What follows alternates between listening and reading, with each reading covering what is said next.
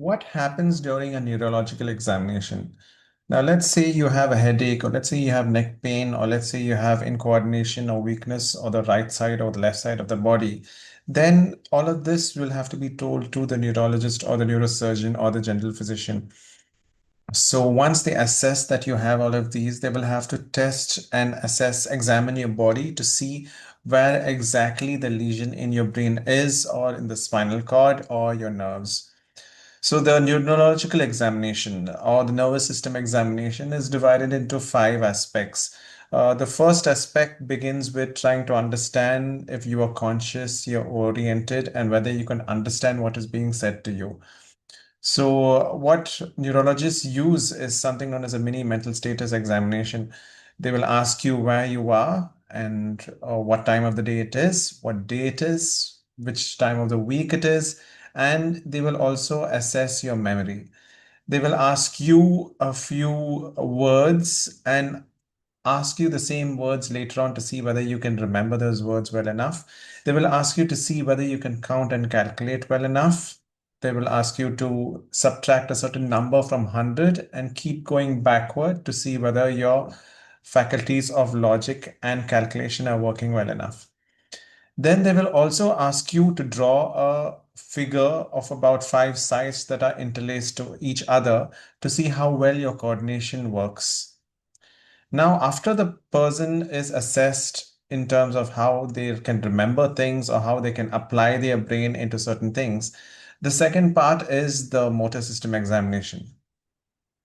So, all the nerves that come out from your brain and to your spinal cord move towards the peripheries and to your hands and to your legs as well as your body. What happens here is every time there is a certain stimulus or there's a certain test that we try to apply on you, the body has to react. And the quickest way to find how the body reacts is in the form of reflexes.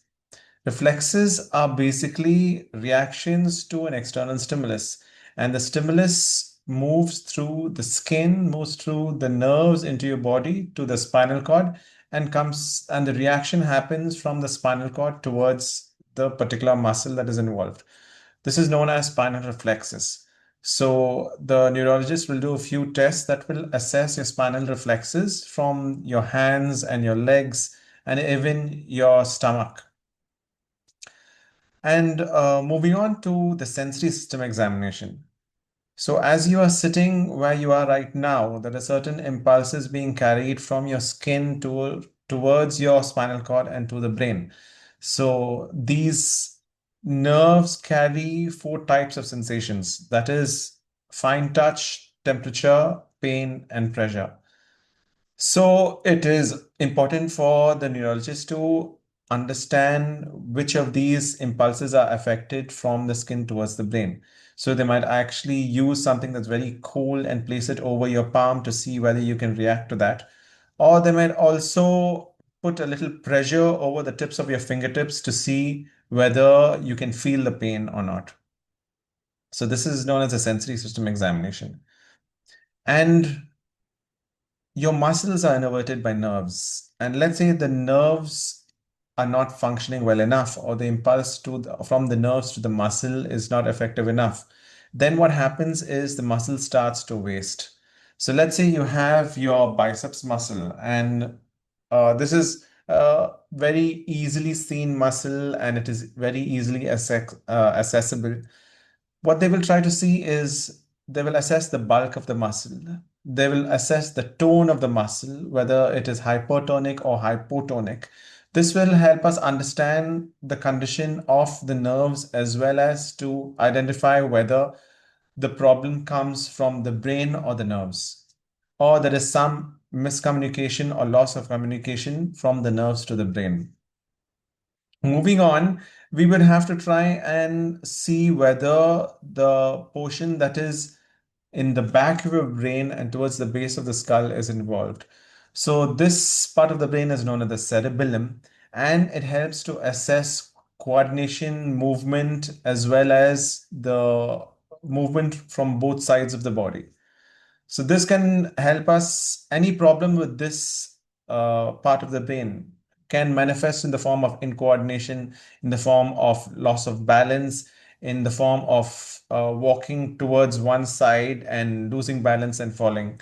So one method of assessing this is to see how the person walks. If the person walks in a straight line and in a quick and efficient manner, then the cerebellum is working fine. There are other methods of finding out whether the cerebellum is working. One of the tests is known as dysdiadochokinesia, which means you hold your hand like this and try to move your hand upwards and downwards to see how well you can do this. The neurologist will do this on both hands and to see whether you're capable of doing this or not. The other test that can be done to see whether you have any infection of the brain is to check whether your neck is stiff or your neck is flexible and can move in all directions. One of the signs to check whether the person has limiting movement over the neck or infection in the brain or infection of the covering of the brain is if the neck is stiff. If the neck tends to be stiff, and another test that can be checked is whether you can move or flex the neck towards the feet, and you also lift the feet and flex the knee and the hip. And the doctor once the doctor does this, then he will be able to recognize whether you have an infection of the covering of the brain. And then will further try to do more tests on you to clarify or to confirm the diagnosis, because the confirmation of the diagnosis is necessary before you can start treating the condition.